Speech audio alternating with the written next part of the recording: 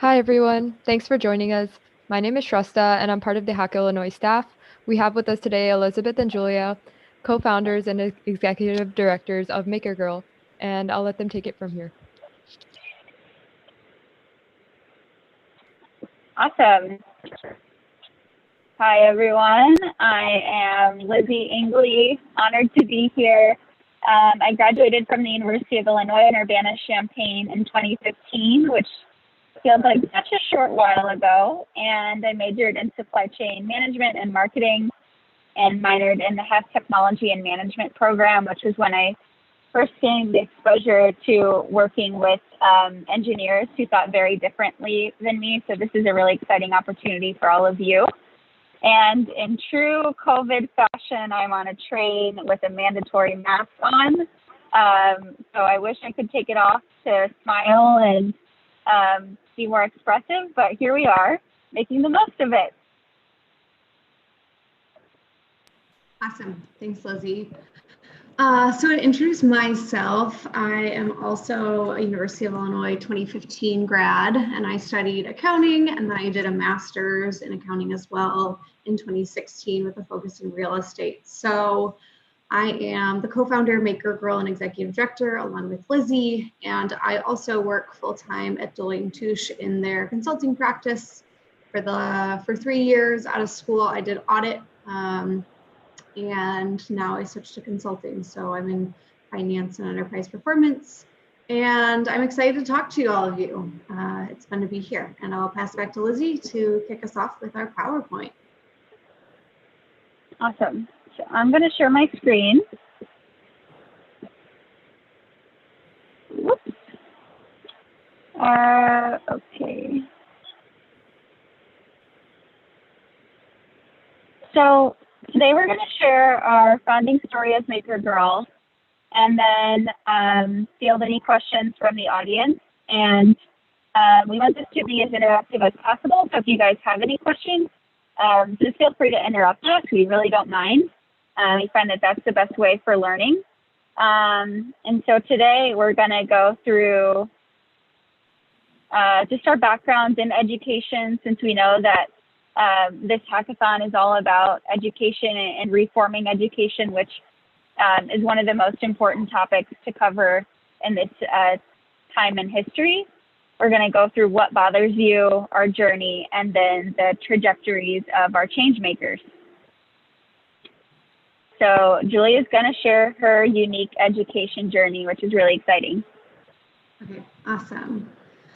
So yeah, I definitely have a unique education background. So I mentioned that I'm from Chicago, and I still live here now, and I love Chicago, and it's fun to be here in the summer. And so my education started obviously when I was little, and my mom actually homeschooled me because we grew up in Florida before I was born, and the school system wasn't the best at the time where we were living. So my mom decided to, instead of putting us in public or private school there, she actually wanted to homeschool us. So she put me and my two older brothers, who are 5 and 8 years older than me, through school through 8th grade.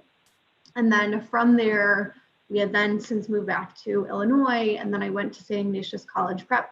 And then for those of you who don't know what that is, it's a Jesuit Catholic school in the city of Chicago, and it definitely prides itself on great academics, great athletics, and diversity. So economic diversity and students from all over Illinois, and also even from Indiana. So I have a girlfriend who is from Indiana, and I'll see her tomorrow. So I loved going there. And then from there, I wanted to stay in state for school because it has one of the best values for staying in state. So then I pursued the University of Illinois, and I started out as a general studies major. And then I quickly learned that I wanted to go into the College of Business. So I transferred, and I took all the prerequisites to transfer, and then I got into the College of Business, which is really exciting because it is a harder school to transfer into, similar to engineering school.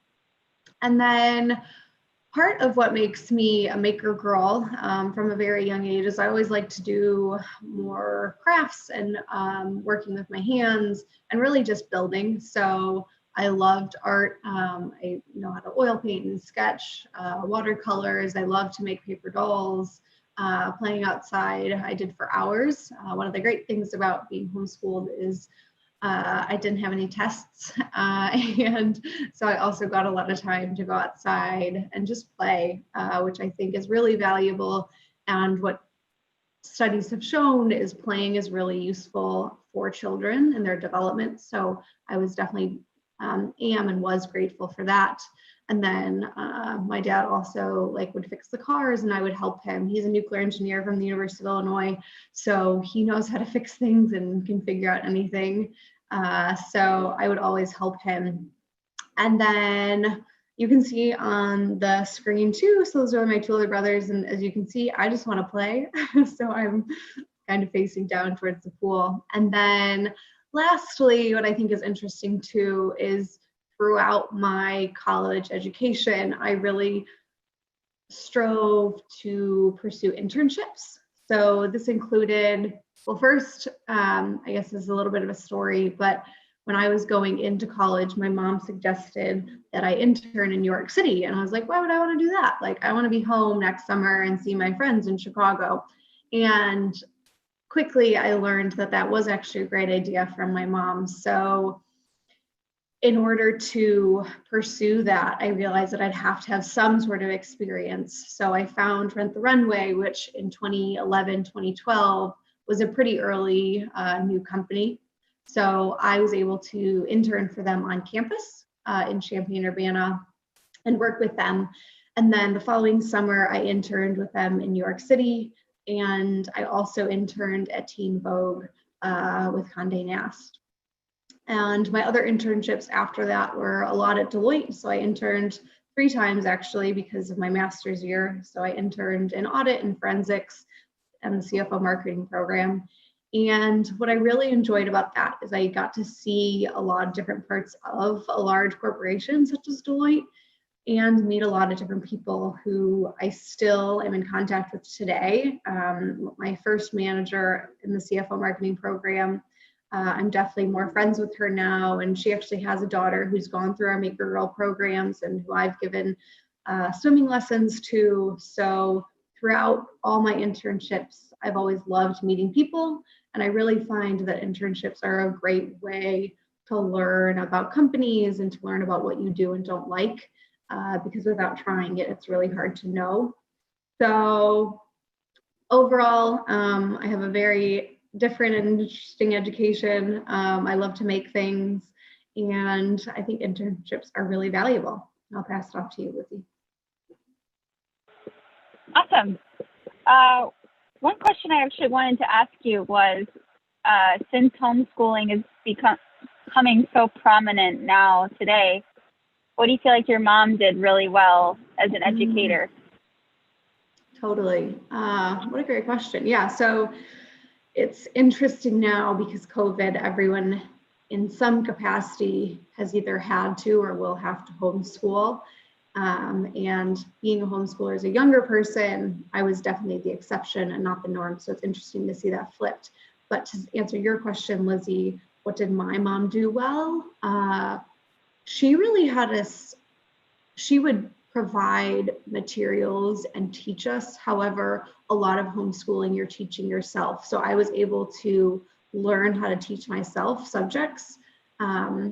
And I think that's so useful in college because a lot of times you go to your lectures and you learn for an hour, but then you have to spend 10 hours during the week actually reviewing and really learning the material. So I think the ability to learn and teach myself was something. And then she also really valued the arts. So as I mentioned, I love to sketch and oil paint, which I do definitely less now. However, she really emphasized that. And I think just the varied interests that I did have and I do have really serve me well because they complement. And I'm always learning about different things and different topics from different angles. So that's what I would say she did well. Yeah, I agree. I definitely think you're very self-directed and self-motivated, and that's one of the problems with our education system is that we learn how to take tests and not necessarily how to go out and be the people we want.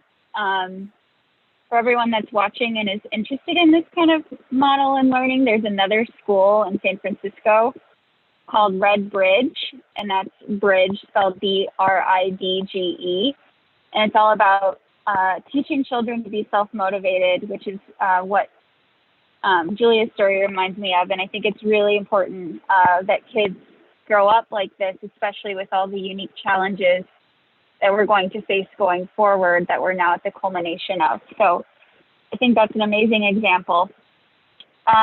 Okay, moving on. My story is that I'm from a small town in Southern Illinois, which is where I'm on my way home to now. So I grew up in a town of 3,300 people. So when I got to the University of Illinois, it was 13 times the size of my hometown, and I just wanted to take advantage of everything the university had to offer. One second here.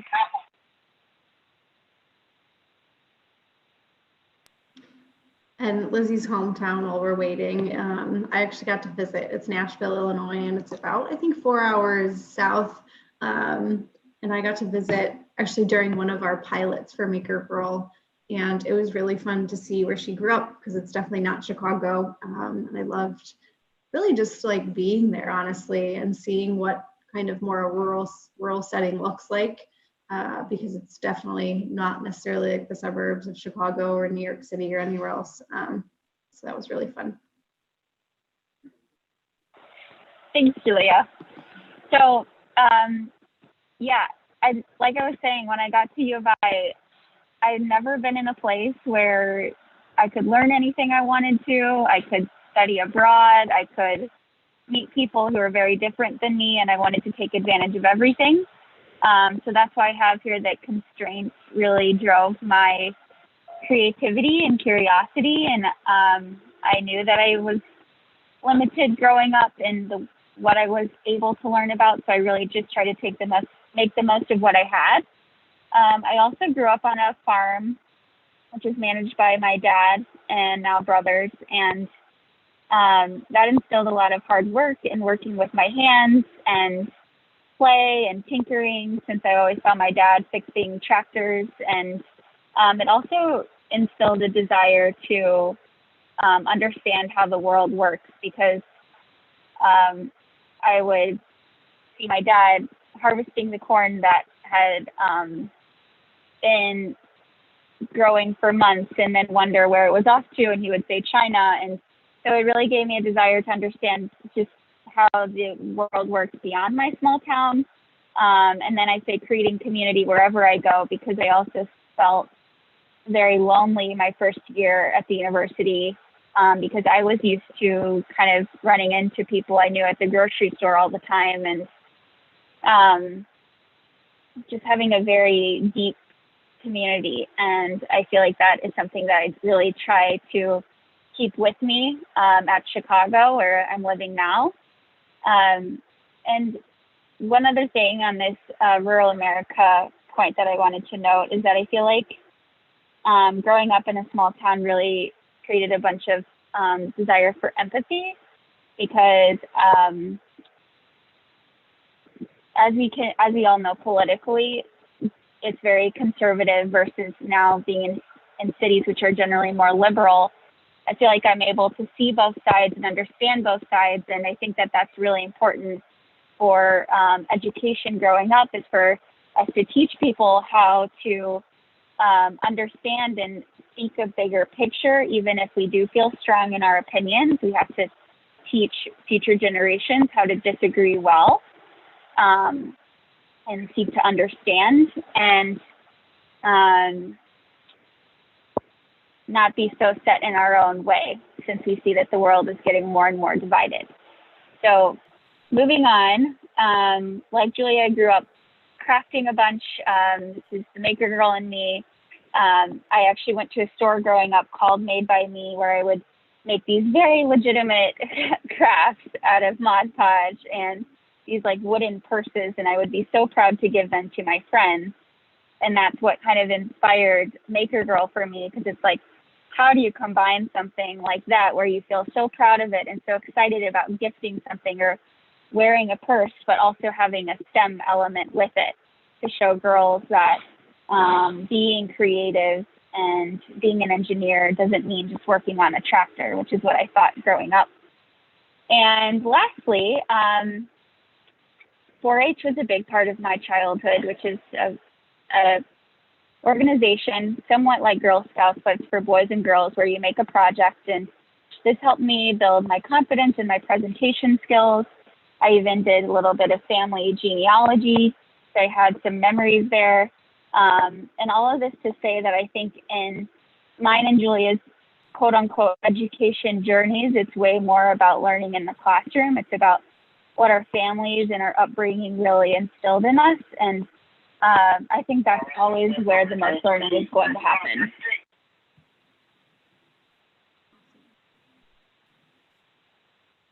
Cool. I do see people's questions. So Lizzie, do you want to talk just a short brief about your kind of career and then what you found most challenging? Oh yeah, sorry, I don't see people's questions. So yeah, I can send it.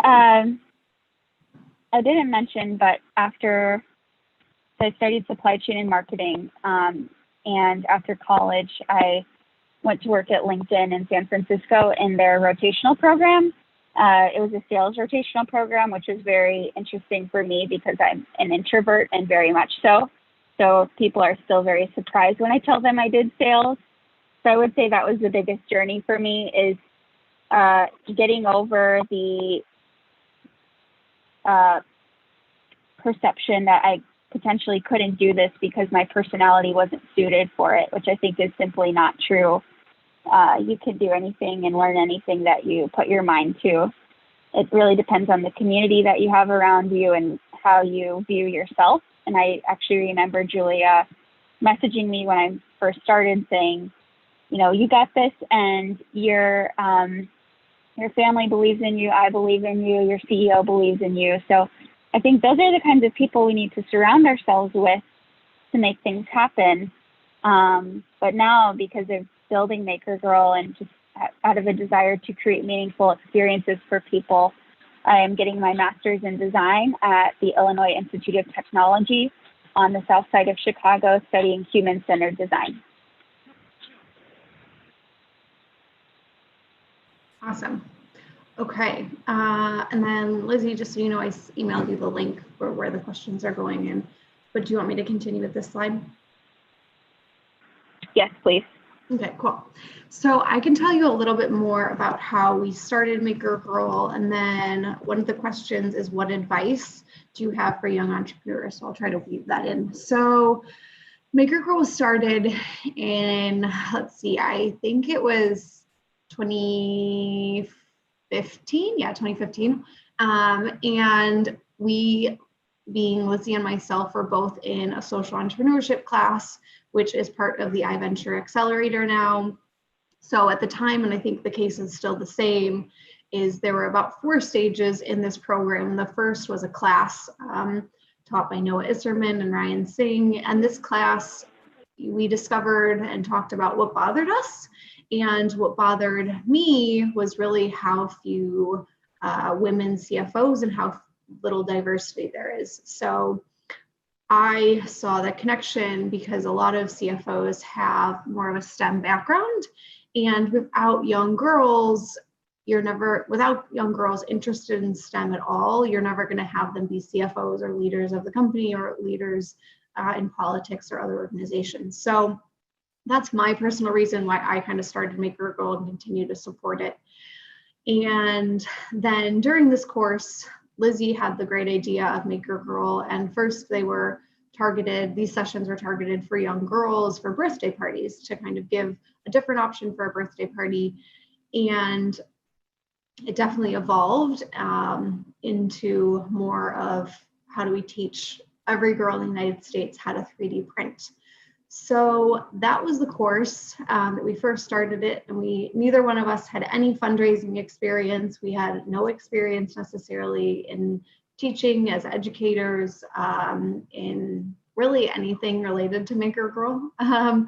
So it was a great place to start something and have a support system around you of people who are interested, both peers of our same age range, and then also older professors who wanted to support us, and the school, university as well.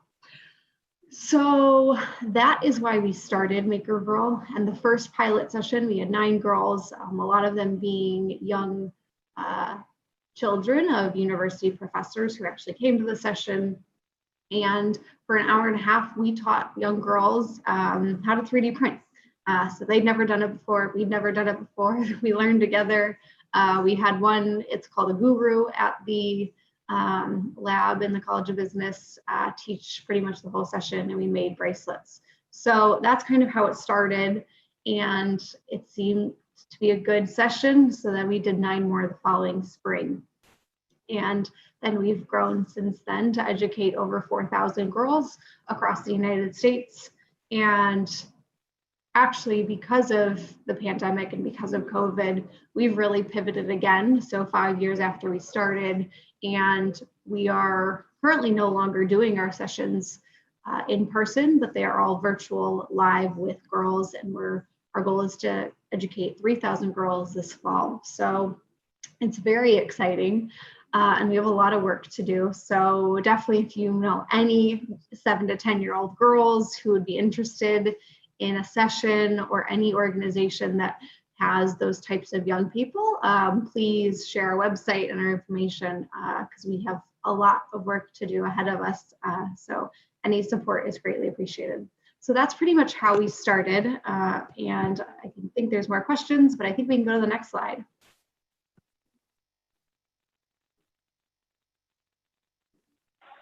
Cool. Yep. And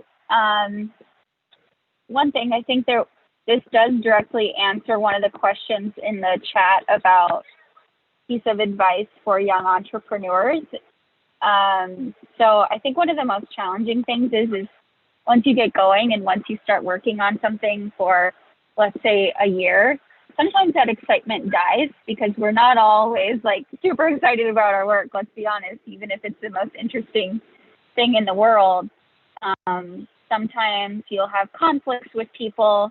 Sometimes big thunderstorms will happen. Like, let's say an event doesn't go the way you planned. It's important to continue looking back at the bigger picture of what bothers you and why you're actually in this, rather than all of the media or all of the little wins. Why are you here? So I think that has been key for us, is to continue to go back to why we are invested in MakerGirl.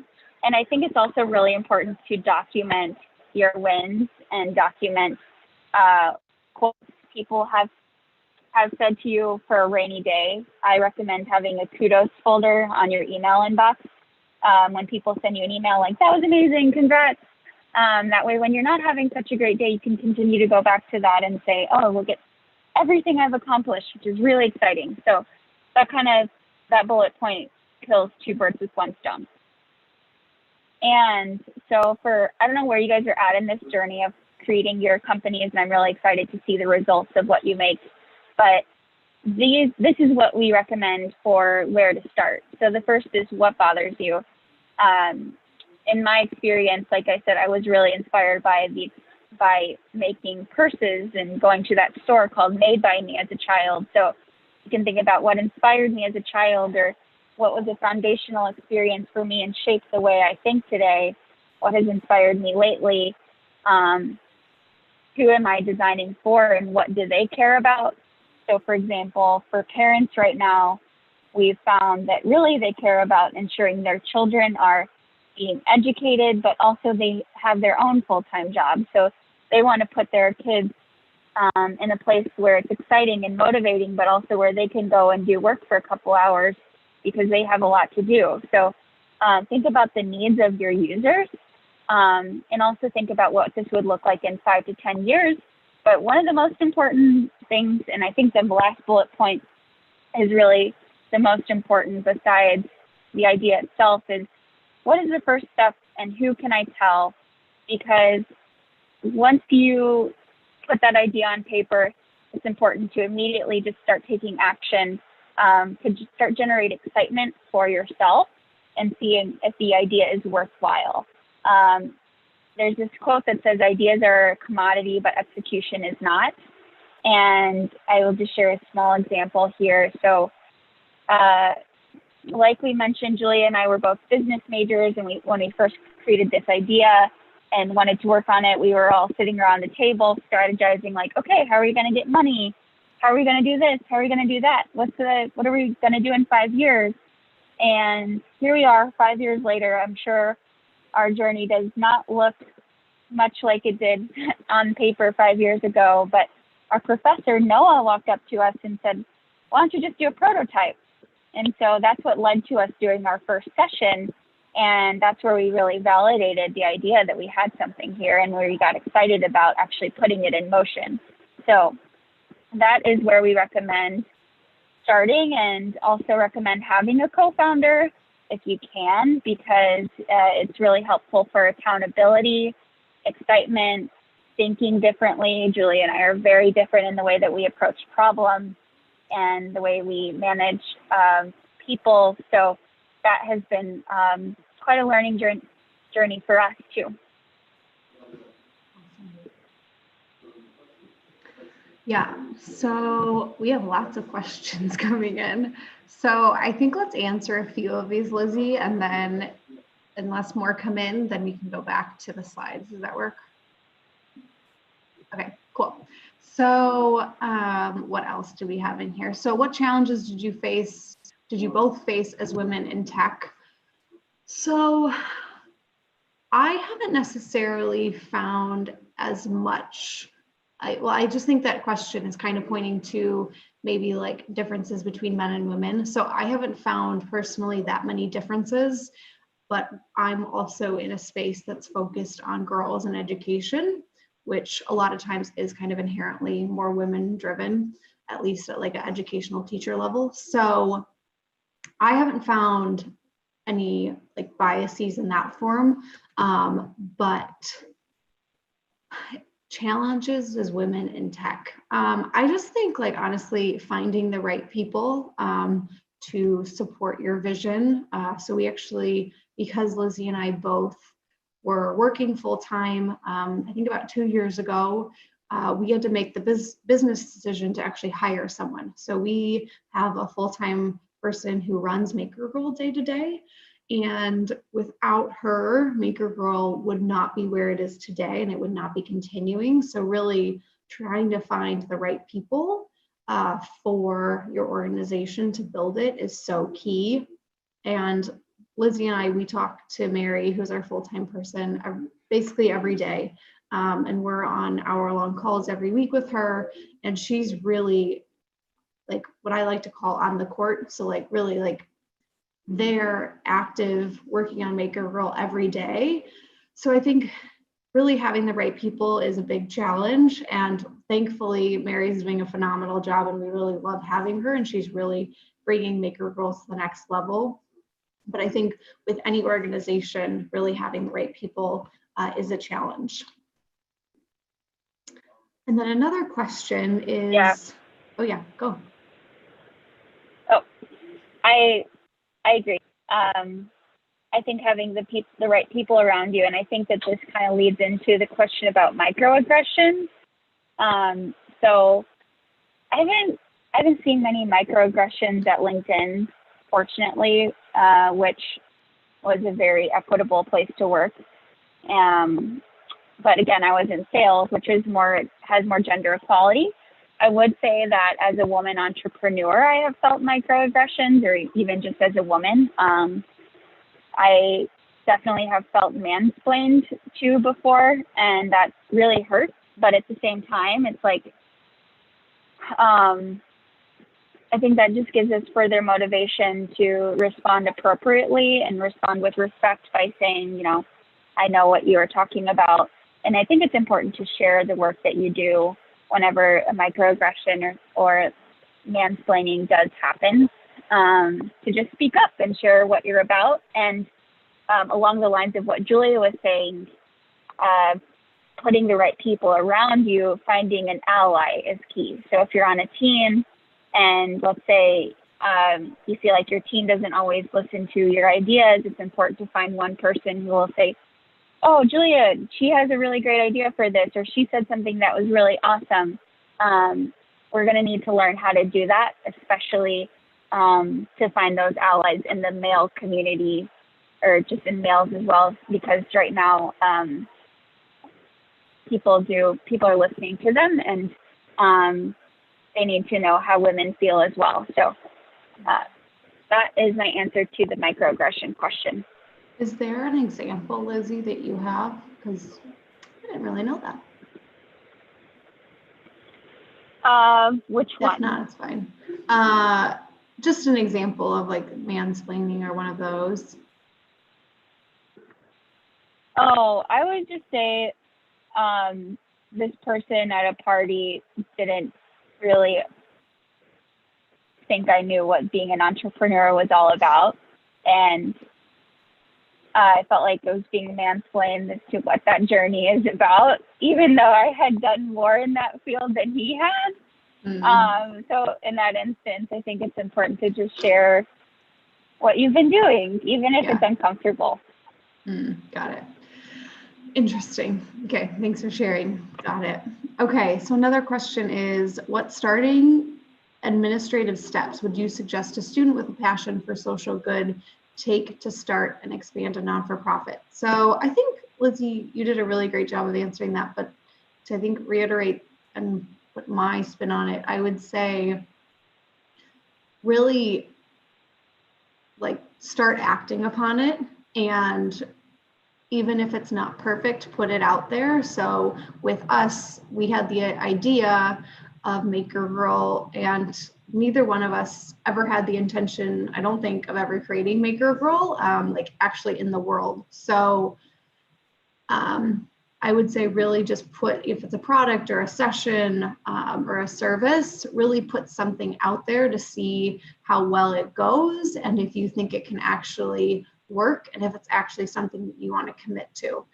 Because you can have the best business plan in the world, however, when it actually gets to the real world or you actually start acting on it, maybe it's not such a great idea, or maybe it can be better in a different way. So I would say really just start acting upon it, and maybe think less in the details about like a business plan needs to be perfect, but rather what are the actions that I need to take to actually put this service or product into the world.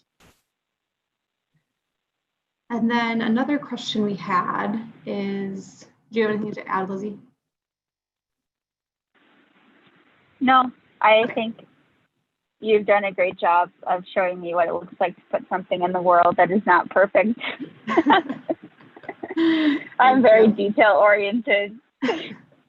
Which I definitely need, for sure. And on that topic, it's definitely good to have a co-founder and like work with someone. At the start of MakerGirl, there were actually 5 people in our small group that was interested in MakerGirl.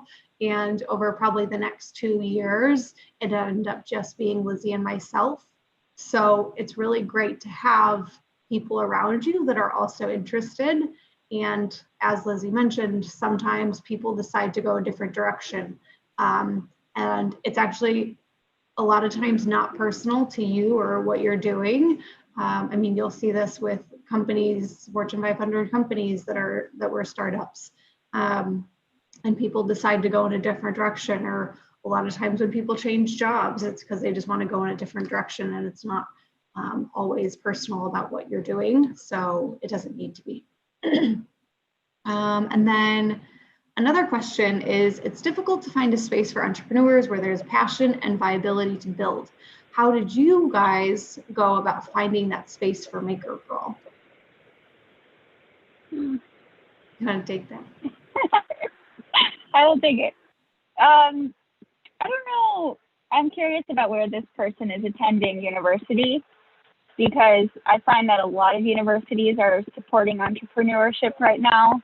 So I would go find the area of your campus that is supporting entrepreneurs. For us, that was the iVenture Accelerator at the University of Illinois. But I would also say passion is on you to create as an entrepreneur. I think people are drawn to passionate people. It's like an energy that humans have that we can't always pinpoint. You could be working on the most boring thing ever, and if you speak of it with passion and excitement and so much interest, I will be interested in hearing about it, and I would want to work on something with someone. So I would say passion is kind of your responsibility as an entrepreneur to create and recreate every single day. And that will bring people, that will bring money, that will bring new ideas. And I think everything stems from there. Mm-hmm. Yeah, totally. And I think also some additional resources. I mean, you can look up like working hubs. So in Chicago, there's 1871. If you do want to be around more, well, not right now necessarily, but more around other like-minded individuals, you can do that. And there's examples all over the United States and the world to find that. And a lot of times there's discounts for students. And definitely what Lizzie said, you need to recreate your passion, even if it's school, recreating that every day, or work. That's definitely like a muscle that one can build. And I mean, sometimes for MakerGirl, we definitely find people that do have that passion and energy, but it's definitely not something that we rely on to continue MakerGirl going. Because in order to fundraise, like I need to be the one excited, not necessarily the one who I'm talking to. I can have them be excited because I'm excited, but 95% of the time, they're probably not going to care. And that doesn't mean that it's not like a big enough issue or that they're a bad person, but it's kind of the way it is. So really recreating that energy and passion for whatever you do is so key. So I love that. Okay. Are there any other questions that we can answer right now? Okay, I think we're good. So let's continue with the slides. And okay, so I can talk about where we've been. So in 2014, it was actually the fall of 2014, we had our pilot session, and then in 2015, we filed. So we became an actual 501c3. And then after doing about 9 sessions in the spring, we had the idea to start MakerGirl Goes Mobile. So I had talked to someone, and at the time, a lot of restaurants were using trucks as their stores. And somehow I had the idea that we could do our sessions across the United States. So one day I like ran into the Maker Lab and I saw Lizzie and I was like, Lizzie, I have the best idea ever. And I was like, we should bring MakerGirl sessions across the nation in a truck. And Lizzie kind of looked at me and she was like, that's a silly idea. I don't think we're going to do that. But I told her why it was a good idea. And I got her on board, and we actually had a $30,000 Kickstarter as a master's student, and Lizzie had just started her full-time job in San Francisco at LinkedIn. And we raised the $30,000 successfully, and we had 15 3D printers donated by Ultimaker, and we also had a minivan donated by Johnson Controls. So we really garnered the support from our local friends, and then also national friends, because Ultimaker's in the Netherlands. So that was 2016. In 2017, we again wanted to do a road trip, and this time we really wanted to focus on kind of more close to home. So we chose to do it around the Midwest, and we raised $15,000 because there were fewer one-time expenses. So we raised that again, which was really exciting, and it took about all 30 university students to raise that money. And then in 2018, we decided to continue to expand, not only with our virtual, or not only our truck but also more foundationally at universities. So we had our first sessions at Northwestern in Illinois. We also hired our full-time executive director. As I mentioned, we really needed to make that business decision to continue and sustain MakerGirl. And we also expanded to Harvard University with students from MIT and Harvard and maybe, and Holt. So 2018, lastly, we also had our first fundraiser. So part of running really any company is you need money. And we never ever have money be anything that stops us from doing something. So we decided, actually my mom decided that she wanted to support us and host a fundraiser for us. So she actually led Chicago Charm in 2018. And I want to say we raised about $18,000 that year. And then we've since continued to do Chicago Charm in the city. So if you're ever around in November timeframe and want to come, definitely join us. And then in 2019, we had our East Coast MakerGirl Mobile Tour. And then in 2020, we've definitely had a lot change. And those changes have included COVID, revamping of our sessions and changing them to virtual, and then hiring Mary Hadley, who's our new CEO. So we've definitely done a lot. And then also something fun that happened in 2019 is we were named Forbes 30 Under 30. So this was something that's just kind of a fun accolade, honestly. And it's definitely an acknowledgement of everything that we've put into the world. And we're excited that people got to understand and know more about MakerGirl through Forbes 30 Under 30. But that was pretty special. Yeah. And I would just like to add that, like we said in the beginning, I think it was,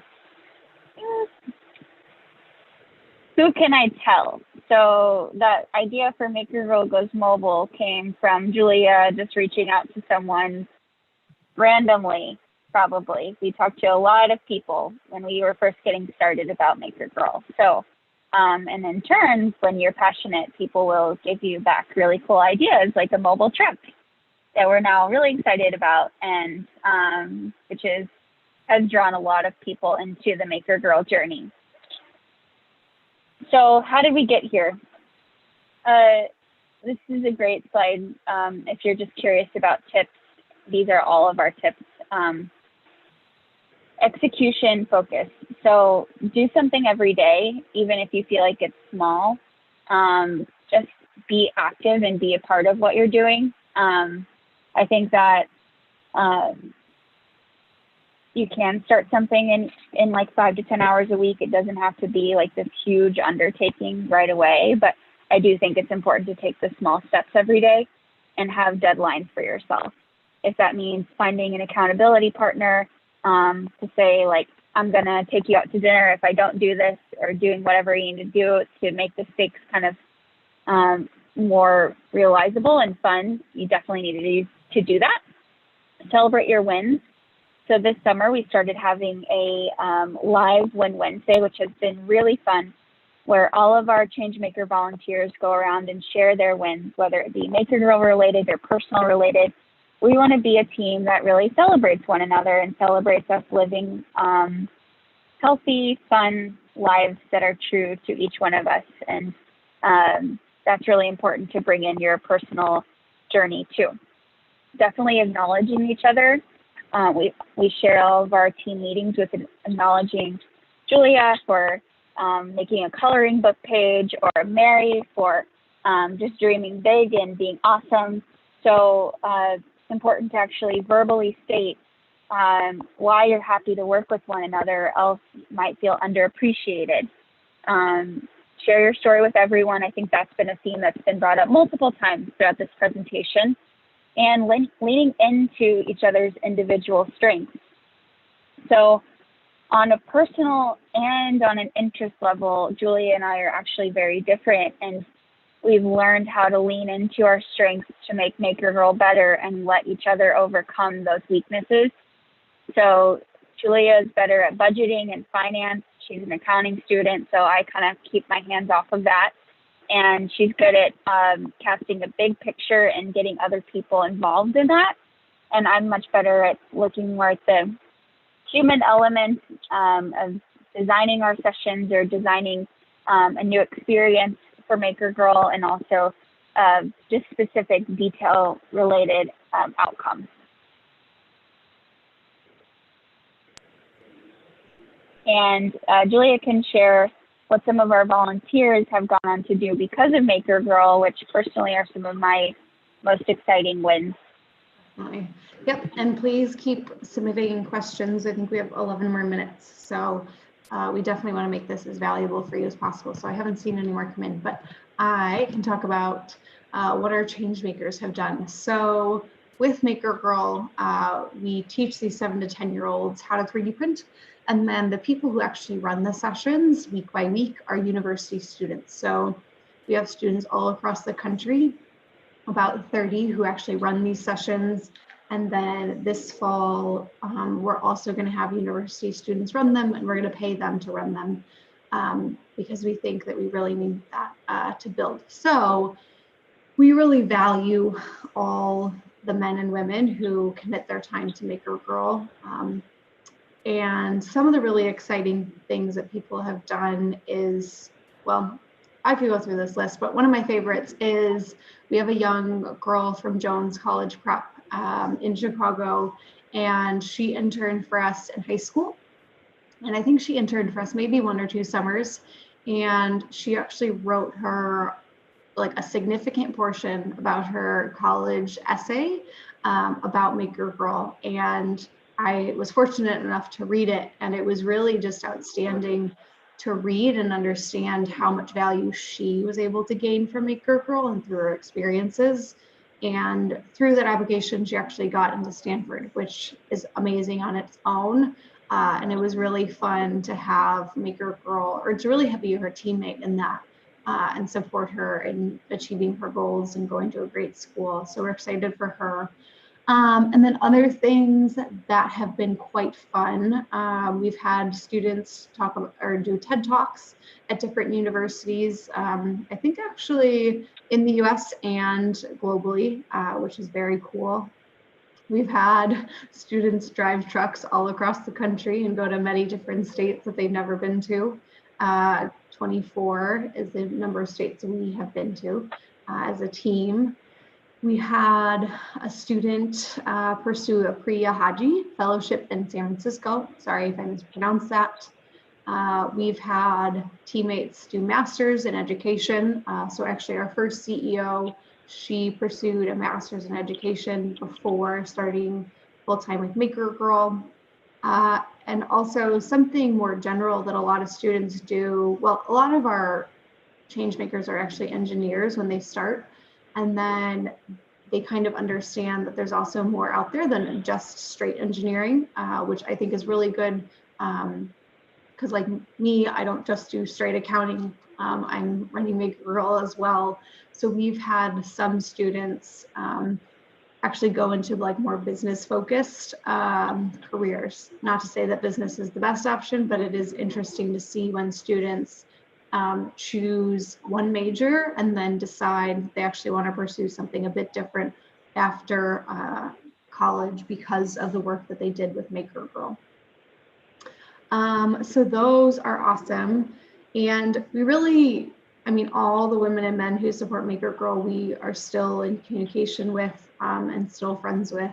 And that's kind of something fun about Chicago Charm, is that we do get to see the university students that we once work side by side with on campus. So really what makes MakerGirl great are the university students and everyone who is involved, because I would never have the chance to meet such honestly brilliant and smart and fun people in these like actual capacities. So those are some of the fun things that our change makers have done. Ooh, and there's more questions. Okay. I can do the first one. Awesome. I've had some time to think. Okay, so you're asking about ensuring success and expanding MakerGirl. So this is a great question, and something that I would recommend doing, which we didn't do the best job at front, was measurement. So you have to be really clear about what it is you want to change in the world and how you're going to measure that. A challenge that we have with working with such young girls is measuring what success looks like. But as long as you're doing that in some capacity and you're consistent in that, you're good to go. So make sure that you measure. And then when you're expanding, I would say that goes back to like our pilot rules. So you just got to try and see what happens and learn your mistakes from there. So once we tried to expand to Southern Illinois University, which was our first failed attempt at expanding, we learned a lot about finding the right people to do the expansion, setting up the right roles, whether we needed to equip them with 3D printers or not. And we made sort of a playbook from there. So that goes back to just try. Just take the first step and see what happens. And make sure that you have really good systems in place for measuring success. And Julia can take the next question. Okay, what have you learned makes donors donate large sums of money? What a fun question. So as an not-for-profit, this is definitely something that we try to focus on and just really understand.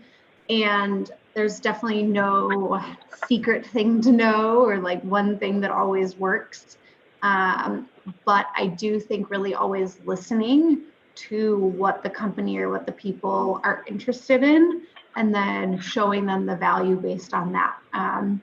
So our largest donations, some of them include from Ultimaker. So we never met them before. And there were 2 university students, me included, on a call. And we basically asked for 15 3D printers and they said yes. And they didn't really care about marketing or anything. They just really cared that they were like put to good use. So that's what we did. And then one of our other big funders, which is EOS, they are a manufacturing engineering company. They saw our WGN interview that was live, and their CEO had seen it and basically told his team, hey, go partner with MakerGirl and go make something big and cool happen. So I don't think there's a secret weapon to fundraising, but I do think really communicating and listening to your funders and then just continuing to ask. We ask for money all the time and we'll continue to. And it's really kind of a numbers game to some extent. Like it's going to be 5% of the people that you ask are going to say yes, and then the other 95, they're going to say no. And that's just the way it is. But it doesn't necessarily mean it's a bad idea or that we shouldn't do it. It just means they're not interested at the time, and maybe they will be in a year. So that's what I would say. Mm-hmm. All right, we have 3 minutes. Fire away. Okay. So the question about having more women in tech, I think the issue still lies just in the number of women and men in tech.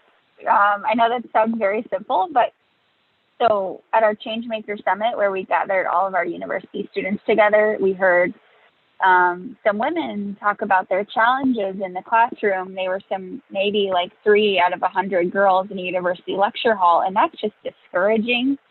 And I think it's important to show up for one another as women and continue to encourage one another and provide safe places for each other to voice our fears, but also just continue to push each other forward. But also find those men that are going to support you in those spaces too, so that you feel like you belong there. So again, all about people and emotional support. Mm-hmm. Okay, and then how do you go about balancing the fact that you want to play to your strengths and work as an expert in a field while also continuing to learn as a beginner? So that's an interesting question. I would say, I mean, as like what I try to do is, even though a lot of times I don't know necessarily what we're doing, is really being like as curious and interested as possible, no matter what the topic is. I think that really lends itself well to people listening and like being respectful of what you're saying, because people like love talking. So if you're interested in anything, like they'll talk about it to the end of the day. So I think being interested, no matter the topic, which doesn't quite answer your question, but I think that's what I try to do when I don't know something and when I'm a beginner. And then how do you play to your strengths? I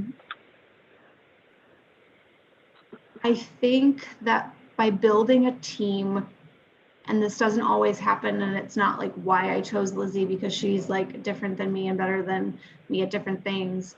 But I think really trying to use your team to the best of their capacities and dividing and conquering is really what we try to do.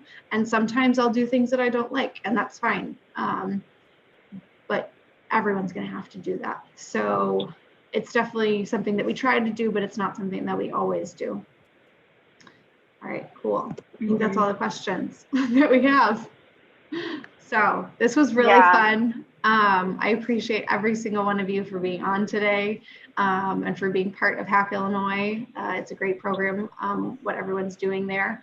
And feel free to reach out to me or Lizzie anytime. We have our emails and our Instagrams there, but we are always available and ready for questions.